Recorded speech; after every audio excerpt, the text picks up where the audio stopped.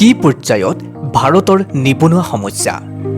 গাঁৱতকৈও চহৰত বৃদ্ধি নিবনুৱাৰ সংখ্যা। পোহৰলৈ আহিছে হিমাচলৰ উদ্বেগজনক ছবি। চেণ্টাৰ ফৰ মনিটৰিং ইণ্ডিয়ান ইকনমিৰ শেহতীয়া তথ্য অনুসৰি ভাৰতৰ নিবনুৱাৰ হাৰ জুন মাহৰ 5.6%ৰ তুলনাত 2025 বৰ্ষৰ জুলাই মাহত 5.2%লৈ কিছু পৰিমাণে হ্ৰাস পাইছে। অৰ্থনীতিবিদসকলে এই হ্ৰাসৰ কাৰণ বিশ্লেষণ কৰিবলৈ গৈ ইয়াক কৃষিকাৰ্যৰ সময়ছোৱাত ঋতুভিত্তিক গ্ৰাম্য নিযুক্তি আৰু সেৱাখণ্ডৰ উৎসৰ পূৰ্বে হোৱা নিযুক্তি বুলি মত পোষণ কৰিছে। শেহতীয়াকৈ ৰয়টাৰে স্বতন্ত্ৰ অৰ্থনীতিবিদসকলৰ ওপৰত কৰা এক সমীক্ষাত প্ৰকাশ কৰি কৈছে যে ভাৰতৰ চৰকাৰী পদ্ধতিয়ে নিবনুৱা সমস্যাৰ সংখ্যা কম হিচাপে উপস্থাপন কৰিব পাৰে।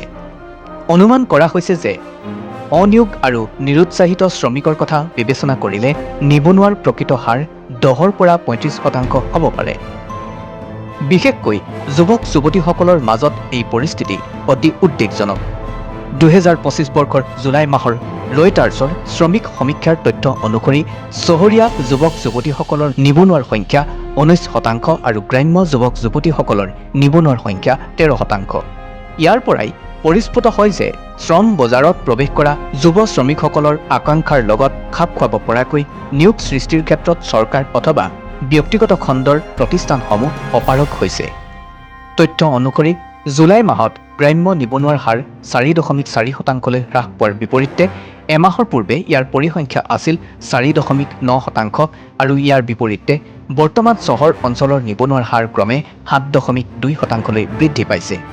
বিশেষকৈ উত্তৰ ভাৰতৰ কেইবাখনো ৰাজ্যত এই সমস্যাই অতি ভয়াৱহভাৱে ৰূপ ধাৰণ কৰিছে। টাইমছ অৱ ইণ্ডিয়াই প্ৰকাশ কৰা অনুসৰি 2025 বৰ্ষৰ এপ্ৰিলৰ পৰা জুনলৈ সামৰি লোৱা শেহতীয়া সময়কালীন শ্ৰমিক শক্তিৰ সমীক্ষা PLFSত এই কথা উল্লেখ কৰা হৈছে যে হিমাচল প্ৰদেশত যুৱ নিবনুৱাৰ হাৰ 29.6%। চহৰৰ মহিলা যুৱক যুৱতীসকলৰ নিবনুৱাৰ সমস্যা 41.2%। পঞ্জাৱ আৰু হাৰিয়ানাতো যুৱ নিবনুৱাৰ হাৰ ক্ৰমে 20.2% আৰু 15.6%।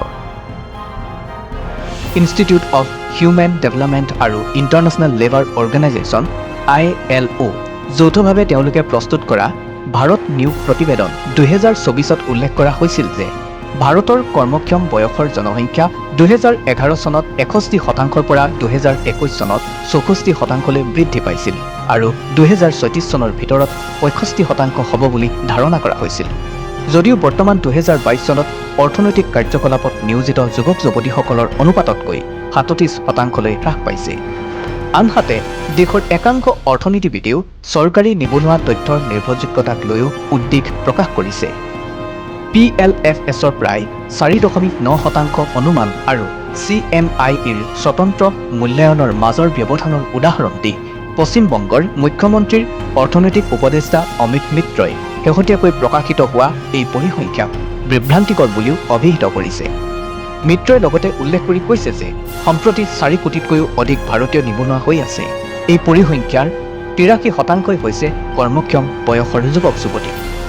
অৱশ্যে নিবনুৱা সমস্যাৰ সামান্য হ্ৰাসে কিছু আশাবাদৰ সৃষ্টি কৰিলেও বিশ্লেষকসকলে ভাৰতে নিজৰ আন্তঃগাঁথনিত নিয়োগৰ সমস্যাসমূহ জৰুৰীকালীন সমাধান কৰিব লাগিবই বুলি সকীয়াই দিছে।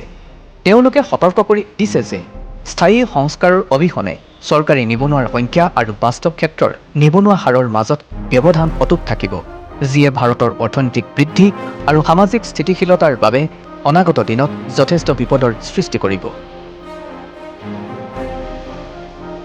নিউজ ডেস্ক ৰিপোৰ্ট, নতুন সময়।